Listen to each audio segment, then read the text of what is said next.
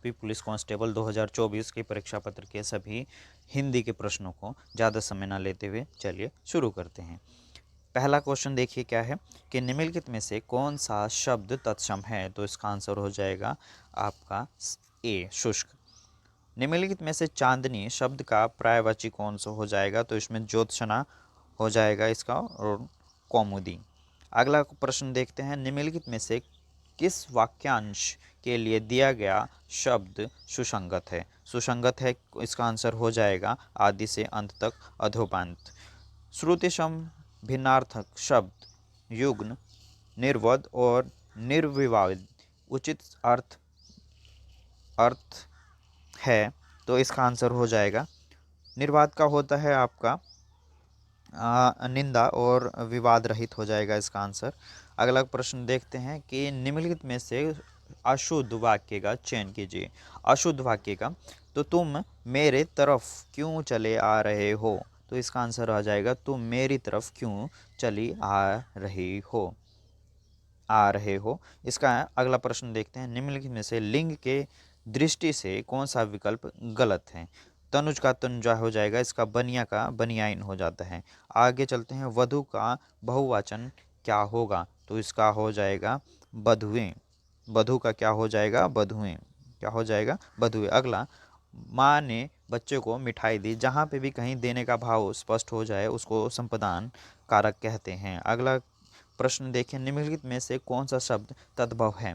तो बानर तत्सम है, मृतिका तत्सम है, ओष्ठ भी आपका तत्सम है, उल्लू का उल्लूक होता है, ये आपका तद्भव है। अगला प्रश्न देखते हैं, निम्नलिखित निर्भिमान, निर्भिमान का शब्द में उपसर्ग कौन सा है। तो इसमें निर लग जाएगा। अगला प्रश्न देखते हैं, निम्नलिखित में से किस विकल्प में सही समास विग्रह नहीं है। तो देह रूपी लता या लता रूपी देह सही है। नव, ये 9 प्रकार की निधियाँ, 9 प्रकार की निधियाँ, नवनिधि इसमें आपका गलत हो जाएगा।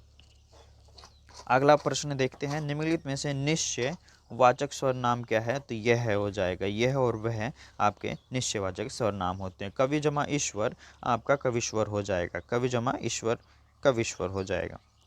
अगला प्रश्न, क्या कोई तारे गिन सकता है। अब यहाँ पे प्रश्न कर दिया है, क्या कोई तारे गिन सकता है। तो इसमें प्रश्न का भाव हो रहा है, तो इसमें पता चल जाएगा प्रश्नवाचक चिन्ह। ईमानदार शब्द, ईमानदार से हमें पता चलता है किसी के गुण का पता चलता है, तो ये हो जाएगा गुणवाचक विशेषण।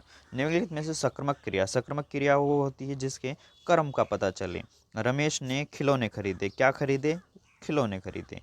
अगला चलते हैं, भौतिकी। भौतिकी शब्द में प्रत्यय क्या है, प्रत्यय वो होता है जो आपके आदि में लगता है शब्द के, और या फिर उसको कहें कि अंत में लगता है, तो इसमें ई आ जाएगा। उमा से पढ़ा नहीं जाता, किसी से रहा नहीं जाता, कहा नहीं जाता, तो वो हो जाएगा भाववाच्य, जहाँ आपके भाव। कान पर जूना रेंगना मुहावरे का अर्थ निम्नलिखित में से क्या है। कोई असर ना पड़ना। अगला है, आकर्षण का विकर्षण हो जाएगा। सब और विपत्ति का होना, सब और विपत्ति का होना का अर्थ हो जाएगा इसमें इसका हो जाएगा आगे कुआं पीछे खाई, कि हर तरफ विपत्ति विपत्ति। शांत भाव का स्थायी भाव क्या होता है, निर्वेद होता है। इसको आप निर्वेद क्या कहते हैं। और अगला प्रश्न चलते हैं, शिल्पगत आधार पर दोहे का उल्टा क्या होता है। तो उसमें दोहे का उल्टा होता है सोरठ। अगला, रहमन पानी रखे बिन पानी सब सून, पानी गए न उभरे मोती मानस न चून। तो इसमें अब पानी पानी है, 2 बार है, पानी का अर्थ एक ही है, अलग अलग हो जा रहा है स्पष्ट, इसको कहेंगे श्लेष अलंकार। अगला है, निम्नलिखित में से कौन सा शब्द अनेकार्थी शब्द भेद से संबंध नहीं है। तो इसका है रहस्य, भेद होता है, प्रकार भी भेद होता है, भिन्नता, इसका आ जाएगा मूल्य। अगला प्रश्न देखते हैं, गाय मीठा दूध देती है। अब जहाँ ता है ती है आ जाए वो तो सामान्य वर्तमान काल आ जाता है, इसका आंसर हो जाएगा सामान्य वर्तमान काल। अगले प्रश्न की तरफ पढ़ते हैं, इसमें गद्यांशों को आपको पढ़कर उसमें से चयन करना था। चलिए देखते हैं, समस्त, समस्त का मतलब होता है संपूर्ण, क्या होता है, समस्त का पर्यायवाची क्या होता है, संपूर्ण। महात्मा गांधी ने इस पूरे गद्यांश को पढ़ने के बाद जो सारांश निकलता है वो महात्मा गांधी ने सापेक्ष दर्शन को महत्व देते हैं।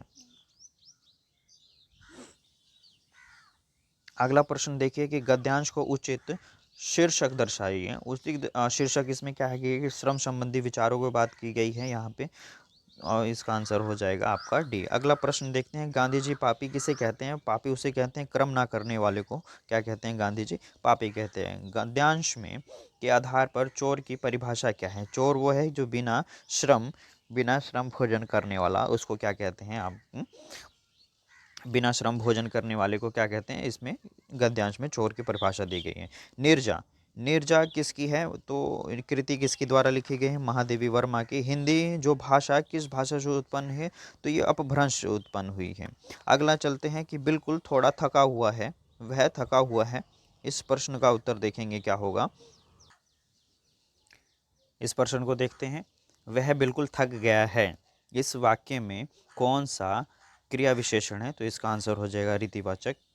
इसका आंसर हो जाएगा रीतिवाचक। अगला प्रश्न देखते हैं, कौन से में मृदु शब्द का पर्यायवाची शब्द नहीं है? तो इसमें आ जाएगा मुलायम होता है, कोमल होता है, आपका मुशान होता है, कुल, कुल का मतलब होता है किनारा, यहाँ पे इसका आंसर हो जाएगा कुल। श्रुतिशम भिन्नार्थक शब्द दिन और दीन का सही अर्थ में निम्नलिखित में से कौन सा है? दिन का होता है दिवस और दीन का होता है गरीब, तो इसका आंसर हो जाएगा बी। अगला है कि आंखों के सामने, ये होता है प्रत्यक्ष रूप से, और जो आंखें से परे होता है उसको परोक्ष बोलते हैं। पंचवटी, पंचवटी के जो आपके लेखक हैं, रचनाकार हैं, उनका नाम है मैथिली शरण गुप्त। मैथिली शरण गुप्त।